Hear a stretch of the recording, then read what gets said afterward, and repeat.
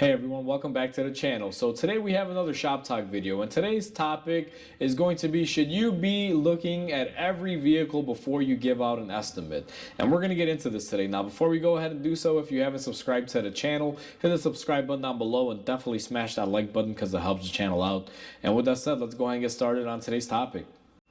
So today's topic is brought on by a conversation that I had with another shop owner. Now, I have a few groups that I'm, personally involved with on Facebook and social media and things like that.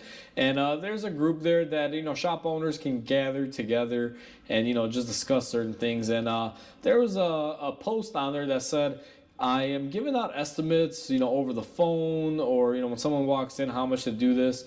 And they're finding that they're getting the jobs in the shop, but the jobs are increasingly difficult and takes, let's say, more time than they quoted to do it. And they're pretty much losing money on it. And I saw a lot of people chime in on this, and this kind of brought it up in my mind where I kind of went through that in the early stages of my shop. And I learned the hard way that you got to look at everything before you quote it. Now, a lot of people may be wondering why I would say that or how is that even feasible, because you're going to wind up wasting a lot of time looking at certain cars for certain repairs. And sometimes the car may not be there, and then you may not get a customer bringing in the car just for you to look at it to give them an estimate, which are all true things. But what I've learned is that if you ask the vehicle owner to bring the car in so you can look at it before you give an estimate. If they get pissed, oh well, tough on them. Like, who cares? Like, you probably don't want to deal with that anyway. I know not a lot of businesses want to lose customers or say it's okay if I lose that customer, and trust me, I'm not that way. Like, I don't want to lose any customer or piss off anyone. But in order for me not to get screwed in the end, I want to physically be able to see the vehicle that I'll be working on and what could be in the way and what's going on with it before I give out an estimate. And this will vary depending on where you're at. Now, I'll give you the best example. If you're in the southern states where it's warm, you don't really have to deal with a lot of rust or corrosion and crazy things like we do in the Midwest. If I'm giving a quote on, let's say, a control arm in the Illinois area where I'm located, typically I got to account for if Mitchell is giving me enough time to deal with rust or any sort of situation that we may run up here just due to geographical location and the weather that we're at.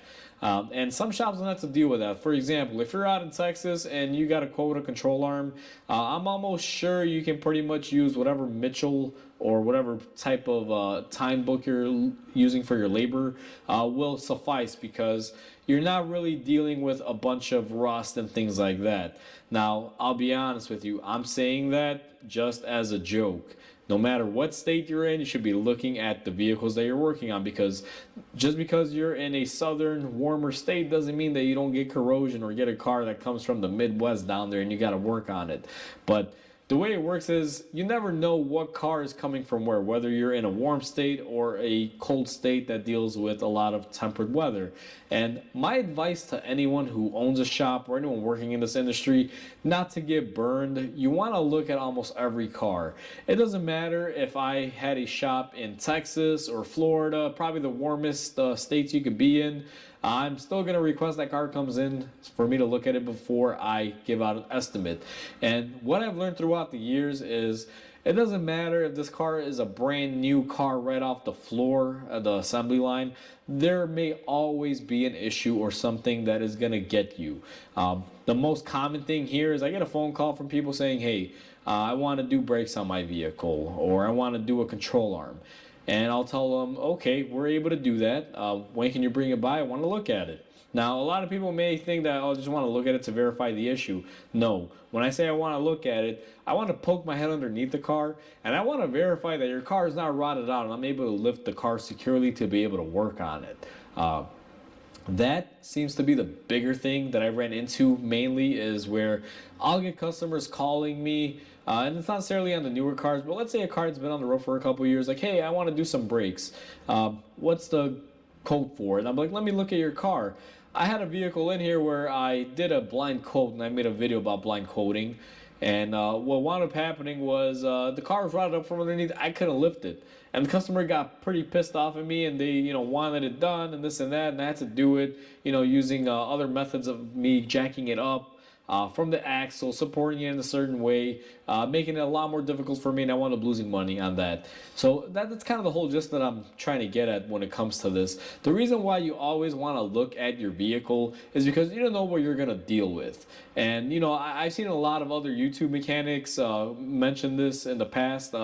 I actually saw a recent video from South Main Auto, Eric O, great mechanic, been watching him for years. He kind of touched on this a little bit where he said sometimes you have to look at the vehicle because you don't know if it's going to be rotted out from underneath or what's going on with it, if you're going to be able to lift it or work on it. You just kind of want to know what you're getting yourself into. You don't want to open up a can of worms. And it's even more crazier where he's located because I believe in the area where he's at, they use salt quite a bit more than they do here in the Midwest. So he definitely has to be on his ball game. And same thing with me, I have to be in my ball game. I mean, I can't just quote out hour labor for, let's say, a brake job when it's going to take me an hour to try to get the car lifted because the car is rusted out. And these labor guys are not going to account for things like that. So, my best advice that I can give any shop owner, any mechanic, DIYer, or anyone that's going to be doing something for someone where you're going to get paid, you always want to inspect the vehicle condition. You want to know if you're able to work on the car safely, if there's going to be any rust factors or any problems that you may have. Where let's say I've had cars in here where the car's been in an accident, got repaired inadequately, and there is a bent control arm bolt because they never replaced it. They just did it the cheap way. And let's say the job pays 2 hours of labor, but it takes me an hour just to get that bolt out of there, and that's not accounting for that. So there's always going to be little things like that if you can look at the job beforehand, you can catch it and you can properly quote, so that way you're not losing out. And the best thing about this is not even about losing out on your labor hours or anything, is sometimes you want to know what you're getting into before you get into it. And that way you can easily say, hey, listen, I can't do this, or I'm not willing to do this. And I hate being a picky, choosy person, but typically if you bring me a control arm job, and let's say it's been an accident and the ears got bent and no one ever fixed that, that's probably not an issue I want to deal with because I don't have the equipment to straighten out that frame and try to get that bolt out. The only way I can think of is cutting out the bolt and getting it ran through, but then you're not going to be able to put the new control arm in because it's not going to line up and the bolt's going to be off center. As you can see, just a bunch of different little things that could come about it now. I'd rather just decline that job and say, hey, you need to take it to a body shop, fix your frame first before we can work on it, or just not get involved, period, before it becomes a can of worms. Because most people are not going to sit there and pay to correct things. A lot of us are prone to just taking shortcuts and things like that. And I've seen so much stuff throughout the years that I always tell everyone, like I said, whether you're a DIYer, a shop owner, or you do stuff on the side, working on people's cars for money, always inspect and look at what you're going to do so you can expect what you're going to be doing. Otherwise, you're not going to be able to, make your money possibly, or you may wind up getting in over your head. So hopefully you guys enjoyed this video. Please comment, like, and subscribe because it definitely helps the channel grow. Hopefully you have a wonderful day, and I'll catch everyone on the next video.